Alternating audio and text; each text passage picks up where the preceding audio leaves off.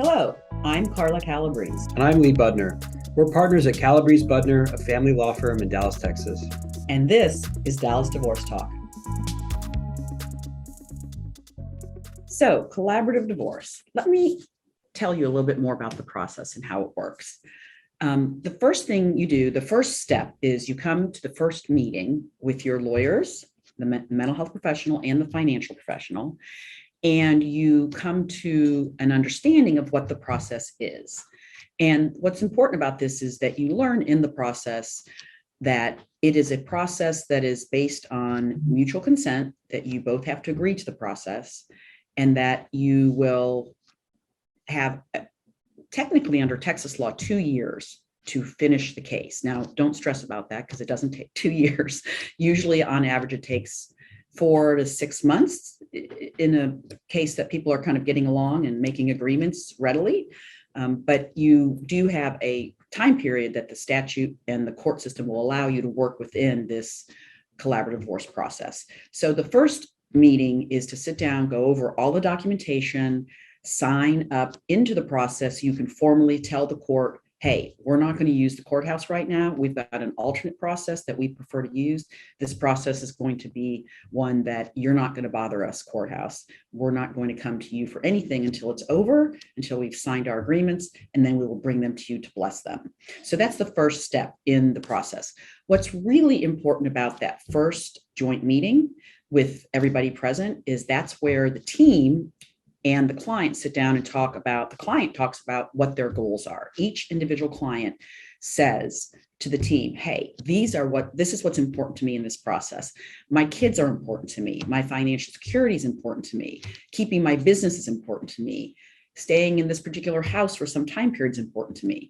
So these are the kind of things in collaborative that you get to sit down at the table, just like at a table I'm sitting at right now, sit across from your team and say, team, this is what I want you to do to help me get my goals met. These are the things I want out of this process. As opposed to a courthouse, which is very different. You don't get to go down there and say, hey, judge, make my goals happen. Doesn't work like that down there. Down there, it's going to be the judge will tell you whatever the heck the judge wants to tell you, and you will live by it. Usually you won't like it. But in collaborative, it's different. We're really trying to meet both of your needs. Obviously, you've got divergent needs because you've got two people going through a process where, their needs sometimes clash, right? I mean, that's part of conflict. That's part of, separating a family and restructuring a family. But to the best of our ability as team members, as a lawyer or professional divorce professional in a collaborative process, we're trying pretty hard to get your needs met, both your needs met. So you're going to let us know what your goals are. In the first meeting, the mental health professional is going to guide the team and the clients with the goal assessment. So husband gets up, tells the team and what his goals are. Wife gets up, tells the team what her goals are, and then we try our best to assimilate those goals. Many times there's common goals. I mean, often there are common goals, especially regarding children. Everybody wants their kids to be okay. Everybody wants their kids to have stability. Everybody wants the process not to harm their children. And that's pretty universal stuff that you'll hear with clients coming in to, a divorce lawyer's office. So that stuff is typically something you can get the clients to see they have commonality in their goals. Sometimes the financial part can be a little bit harder. There's usually some commonality there too, but again, not necessary for everybody to have the same goals. The main point is that you're actually getting to tell somebody you have goals. Before I did collaborative, I've been doing collaborative divorce now for 23 years. And for the first 10 years or so of my career, I didn't. And I never asked a client what their goals were when there wasn't collaborative. It didn't matter what their goals were. So that's one thing that's really different about this process. So that first meeting is to get and understand what your goals are. After you move past the goal assessment and signing the agreement that essentially puts you into the collaborative process and out of the court process, the second step in the process is for each of you for the couple to go and meet with the mental health, the financial professional. Oftentimes you meet with the mental health professional before the meeting starts, before the whole process starts, because that's a way for the mental health professional to get to know you to get to know the facts of your case, maybe to understand what's going on with the children. And that's typically what sometimes we do it that way. But the second step after that first initial joint meeting is what we call where the folks will go off and meet with the financial professional. And then you can share with the financial professional a little bit more about what your goals are.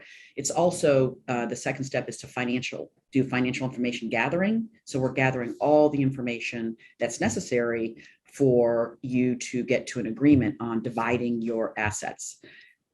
Because the divorce, typically you have kid issues, you got to figure out kid issues if you have children that are minors, and then you have financial and property division. Essentially, those are the two big areas of divorce that your lawyers and your team will be addressing. So financial information gathering is going to be done by the neutral financial professional. That's one person instead of in the litigation realm, you have sometimes hire two different people and you double your cost and you end up really kind of in some ways having a lot of waste in that regard. But in collaborative, we have one neutral financial professional.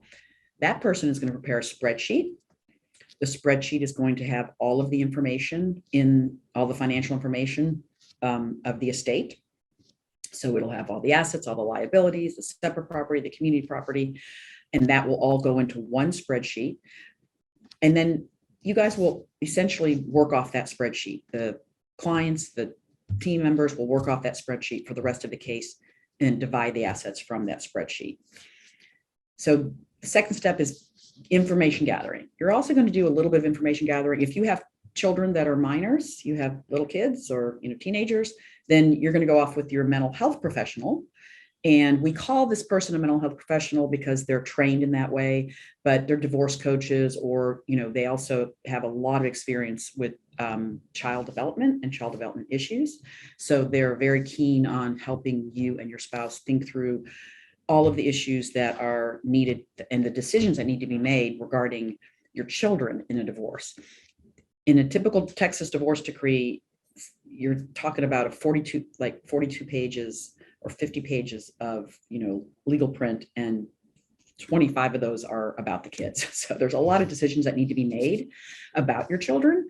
And when you work in a collaborative process, you go offline, husband and wife, mother and father, meet with the mental health professional, and that person will walk you through all of the decisions that are not as legal. They're more child development type decisions, parenting plan decisions, visitation, time with the kids, vacations, all that kind of stuff is done offline with a mental health professional who, keep in mind, these two people, MHP, FP, they're neutral.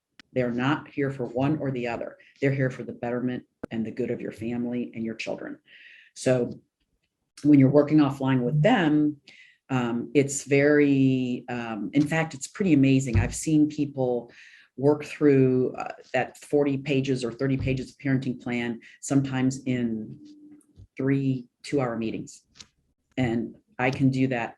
Those same agreements will take 4 months and $400,000 in litigation. It's just an incredibly efficient process. So that's, again, part of step 2 is going off and working with your mental health professional.